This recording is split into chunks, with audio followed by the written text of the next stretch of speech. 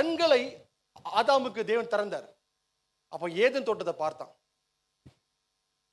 அதே கண்கள், ஆவிக்குரிய கண்களை தேவன் திறக்கும் பொழுது அந்த ஏதேன் திட்டம் கூட ஒரு குப்பை தொட்டியா தெரியுமா? எத்தனை பேர் விசுவாசிக்கிறீங்க? நீங்க எதெல்லாம் சிறந்ததுன்னு நீங்க நினைக்கிறீங்களோ உலக பிரகாரமாய், தேவனுடைய பார்வையில அது ஒன்றுமே இல்லை. எதெல்லாம் அலங்கோலம் நீங்க நினைக்கிறீங்களோ அது தேவனுடைய பார்வையில விலையேற பெற்றதாய் காணப்படுகிறது. லோத்து பார்த்தான், எனக்கு சோதோம் குமாரா தான் பெஸ்ட் லேண்ட்னு நினைச்சான். ஆனா அதற்கு எக்ஸாக்டா ஆப்போசிட் ஆபிரகாம் ஒரு காரியத்தை சூஸ் பண்ணான். நடந்த காரியம் தெரியுமாங்க?